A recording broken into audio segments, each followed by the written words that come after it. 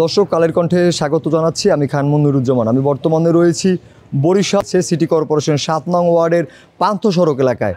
আপনারা দেখতে পাচ্ছেন যে এই পান্থ সড়কে যে বর্তমানে হাঁটু সমান পানি বিরাজ করছে। আর এই টানা ৪ দিন বৃষ্টির ফলে বরিশাল নগরের যে নিম্নাঞ্চল এলাকাগুলো রয়েছে সেই নিম্নাঞ্চল এলাকাগুলোতে কিন্তু এরকম জলাবদ্ধতার সৃষ্টি হয়েছে। বিশেষ করে যে ৭ নং ওয়ার্ডের যে পান্থ সড়ক এবং দান গবেষণা সড়ক, পলাশপুর, রসুলপুর সহ বেশ কয়েকটি যে কীর্তনখোলার তীরবর্তী যে নিম্নাঞ্চল এলাকা রয়েছে সেই নিম্নাঞ্চল এলাকাগুলোর কিন্তু এই একই অবস্থা। আমরা কথা বলবো এই অঞ্চলের যে ভুক্তভোগী যে জনগণ রয়েছে তাদের সাথে কথা বলবো, জানবো তাদের কাছ থেকেই তারা বর্তমানে কি সমস্যার সম্মুখীন হচ্ছে। এই বর্ষা নামলেই আগে রাস্তাটা ডুবে যায়, ড্রেন দিয়ে পানি নামে না, ময়লায় ভরে রয়েছে ড্রেন। তার জন্যে রাস্তা দিয়ে পানি নামে, ড্রেন দিয়ে পানি নামে না, এই জন্যে রাস্তা ডুবে যায়। আমাদের কষ্ট হচ্ছে আটতে। একদিন বৃষ্টি নামলে প্রায় ১ সপ্তাহ থাকে এইভাবে পানি।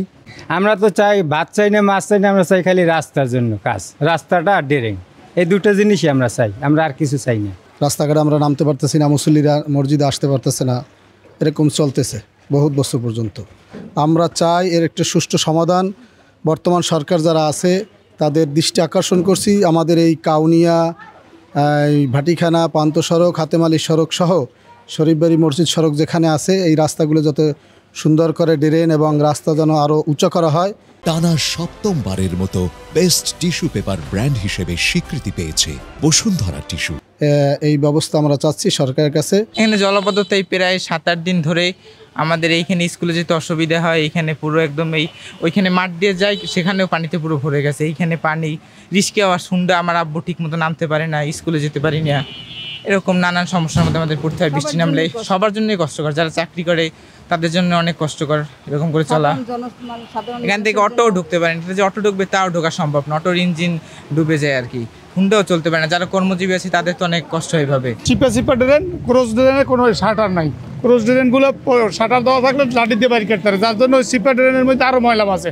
তার উপরে আবার টিএনটির পাইপ থাকে দুই পাশে, পানির পাইপ, টিএনটির পাইপ, ওই তো ময়লা বাজে আর বাড়ি কাটতে।